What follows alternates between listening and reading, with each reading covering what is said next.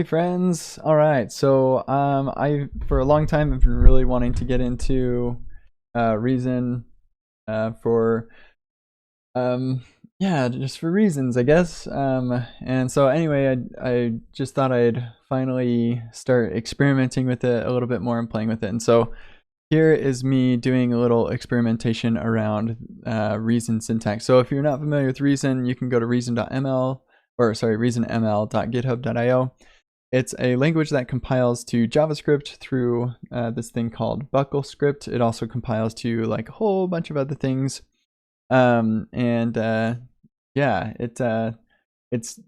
I think honestly, I think it's the future. I from what I've seen and heard about it, I feel like this is the truly learn once, write anywhere experience that we love from JavaScript,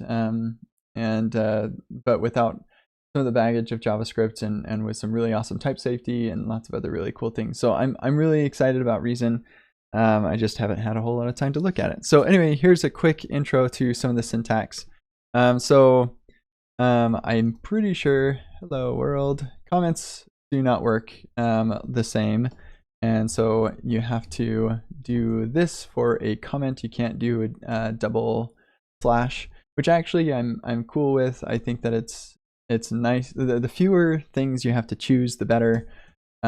So yeah, unfortunately this try reason thing doesn't allow me to command comments stuff, so that's too bad. But anyway, I'm just going to use this comment area right here to type a couple of things in JavaScript, and we'll look at the compared version for Reason. So if I wanted to declare a variable in JavaScript, then I'm going to say const 5 equals 5. And so in Reason, you actually just use let 5 equal 5. And here's the generated buckle script version. It's using var, but I'm pretty sure the semantics all work. So if I were to try to say 5 equals 6 now, I'm going to get a syntax error. Oh, right. Also, I'll finally have to, if I want to do Reason, I'll finally have to actually use semicolons, which is totally cool with me. I don't use semicolons in JavaScript. I think it looks nicer and stuff. But if yeah, there's not I don't have a choice in Reason, and so I'm fine with that. I don't have to make a choice. I don't have to have that argument. So anyway, this is a syntax error. This would be a syntax error in JavaScript too. If I were to try and reassign this to 6, then I'm gonna get well, I guess it's not a syntax error, but it will fail the compilation. So anyway, you can't reassign a variable that has been letted, which is totally fine. So if I wanted to change this to a let in JavaScript so I can reassign it, then you can use this fancy ref thing. And when you're using this ref thing, the value is actually, here, let's just see what happens if I here, we'll comment this out really quick. So if I js.log, which is basically console log 5, then I'm going to get this array looking thing. So I guess they're storing the ref as an array, which is kind of interesting. Yeah, so to be able to get that value out of the array, then I'm going to use, I think it's that, yeah. So that'll get my value out, which, yeah, I don't know. So I think the conventional wisdom is don't use refs, but we can also reassign this like we wanted to do down here below with 5. I think, let's see, I'm looking at a cheat sheet. I don't have this all in my brain because I haven't used this thing yet. Yeah, so we'll do this colon equals, and then we'll pull out the value of 5 and add that to 1. And we'll get a syntax error. Oh, I'm doing it on the wrong side. And we need a, yeah, there we go. So yeah, we can assign it to add 1, and now we're getting 6 there. Of course, I can just assign it to 6 directly. So this is like mutable assignment. If I wasn't doing the ref thing, I'm pretty sure this will not work. Yeah, we're gonna get that bug, which is yeah, so it wanted some ref here, and it has the type int. So anyway, there's some interesting facts there. Pretty much you want to use const or the effective const, which is let here, and don't worry about ref. But there's one interesting thing that about reason let that I learned, and even though I can't reassign 5 to 6, I can actually redeclare 5 to be 6, and now I'm getting a warning that's saying, hey, this value is not used. But here, if I go JS log 5 and then I use it, I'm going to get 5 and then 6. So that's kind of interesting. What's interesting here is in BuckleScript, they're like, hey, you declare that variable, but then you don't use it for anything other than logging. So I'm just going to inline that variable. Kind of interesting. Okay, yeah. So for strings here, like in JavaScript, say greeting. In JavaScript, I'd say hello world. In Reason, they removed yet another choice, which is great. So we'll say greeting equals double quotes, hello world. If you try to use single quotes, then you're going to run into a problem. It's a syntax error. You cannot use single quotes for a full string. However, you can use it for a character, which is interesting. And in JavaScript, that's going to be the character number, I guess, code.info. So I press H, that's 72. So I guess it's not the key code. It is just a number. I'm not sure what that number refers to, but in any case, it's a character rather than a string if you're using single quotes. So double quotes everywhere. Which goes against what I normally like. I normally like my strings as single quotes, but I'm totally fine just saying, hey, they've decided on this, and now we don't have to make any choices, which is great. To concatenate strings, so here in JavaScript, we'd say greeting is hello, and subject is world, and then const, or we'll just console.log. Hello, or greeting plus an empty string plus subject. So that's what we do in JavaScript. In Reason, this is what you do. Well, here we got greeting already right there. Hello, and then subject is world, and then we'll js.log. And by the way, this JS log thing is specifically, it only works if you're compiling with BuckleScript. You can compile Reason down to native environments, and in those cases, I think there's a print line, some function that you can, well, here, let's see if that works. I'm forgetting my semicolons. Print line, print int. No, I don't know what the function is, but it's like a global printing function. The reason I'm using JS log is because apparently it can, well, it's console log, and so it can apparently do more. Like you can print out objects and stuff. But anyway, so to concatenate these strings together, you're going to do greeting plus plus, and that will do string concatenation. So there's no, like, is this adding a number together, or is this concatenating a string? It's very clear this is concatenating a string. So I'm going to do empty string and then plus plus subject, and then I'll get my hello world. I wonder if I do, because this is technically just one character, it's the space character.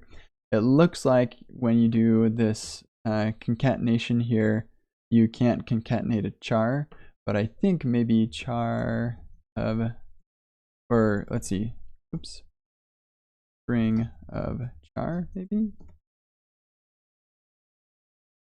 String of char can't be found. All right, well, that's too bad. Char of string. I know there's like a string of int or something like that. Anyway, see, we're just exploring here. Let's see, what else do we have here? So booleans and like lots of logical operators are all pretty much the same. So you've got let, or we'll just say js.log 5 is less than 3, and we're gonna get that false, and is less than or equal to, and then there's greater than or equal to, and so on and so forth. Like lots of this stuff is exactly the same. And then there's the sort of the same idea is the triple equal and double equal sort of. So in JavaScript you have double equal is coerced equality, and so you could have like false double equal 0 and stuff like that. And here we can pop open a dev thing. Whoops. So yeah, we've got 0 is double equal false, right? That equals true, like really weird things. And so everybody says always just use triple equals.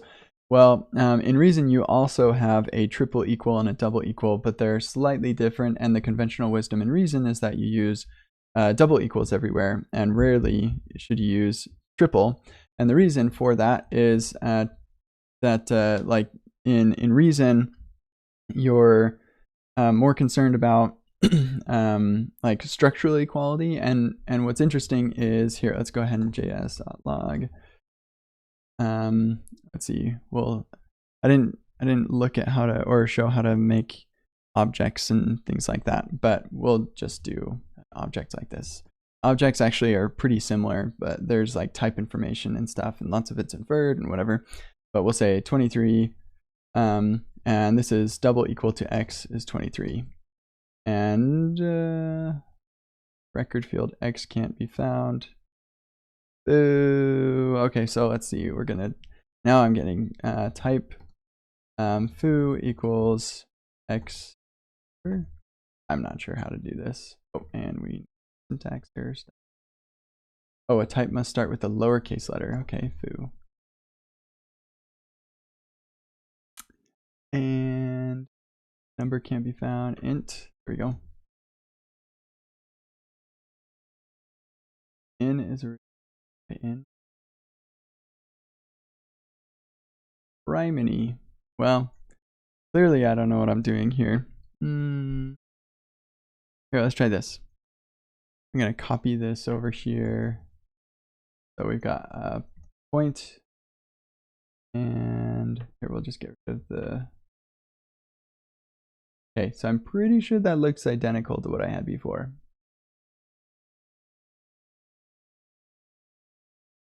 Huh. Hold on a sec. Do paste. So those are exactly the same thing. One of them. Oh no, it worked. Okay. Anyway. So yeah, we're that back to the equal stuff.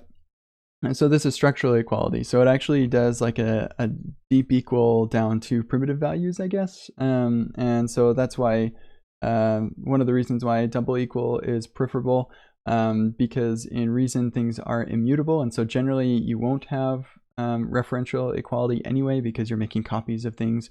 So you're normally more interested in two things being structurally equal.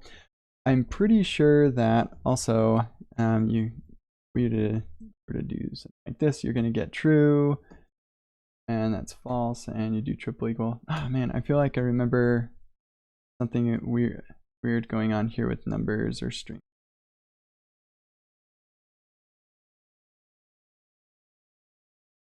Yeah, I can't. Yeah, there we go. Wait. Yeah, I'm not sure. Anyway, but that's the conventional wisdom that I've heard, is that it's better to use double equals. So I'm still learning here. Let's see. So there are arrays in Reason, but arrays are immutable, whereas a list is immutable. And so the way that you make a list here is we can say just log 1, 2, 3, and this will create a list for us.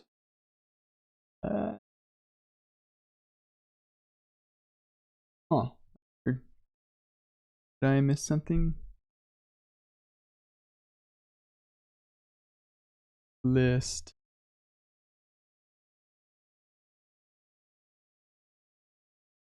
Yeah, this is like super duper weird. Here, let me copy this over. Not at all what I expected to happen. See, it's like rendering, or it's logging an array of arrays. 4. Yeah, it just keeps on going. Ah, that's super duper weird. In any case, we can get items out of a list by, or like we could, let's see, we can get destructure. So we could say first, and then rest equals my list. And then we can log first.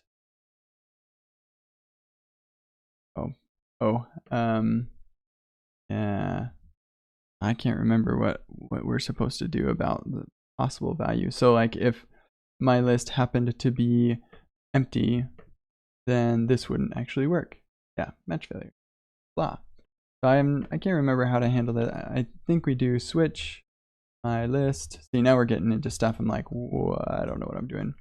But here we're gonna do pattern matching. So if we have first and then rest, and then I don't know, woo, and we'll have empty wat. And we're gonna need a colon in places and things. And did you need FST? I don't know. The value first can't be found. Yeah, clearly I don't know what I'm talking about. So there's more to learn here. This video is probably already too long.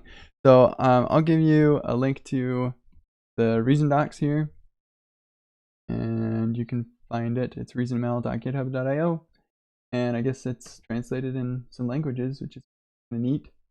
Thanks, translators. Yeah, go check that out. Play around with things. Have fun with Reason. I am. Woo! Okay, cool. Oh, so I got a couple of comments here that I'm gonna address really quick. The video behind the sound. I'm sorry, Robin. I have not noticed that. Here, let's try this. How was that? We'll see, I guess. Don't like the JS dot thing. I don't mind it. I think it's fine.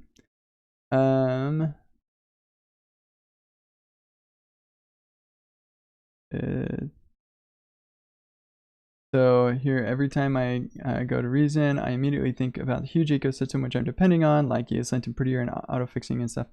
So actually, the reason I want to read that was because we have a reformatter. So Reason actually has Prettier already. It's built into the compiler, I think, and so it's even better.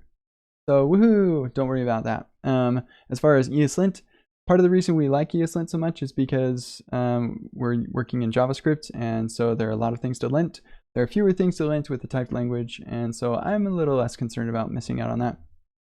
For example, I say let 5 equals 5 and a semicolon, and I'm going to get a compiler warning about that. Here, let's get rid of all that stuff. Oh, actually, I guess it's exported. So here, then we'll say let 5 equals 6 now. Okay, now I'm going to get an unused value. So there's kind of like a linter built into the compiler. So I don't really care to lose ESLint or Prettier because I get Prettier with reformat and I get linting with the compiler. So yeah, I'm not too worried about.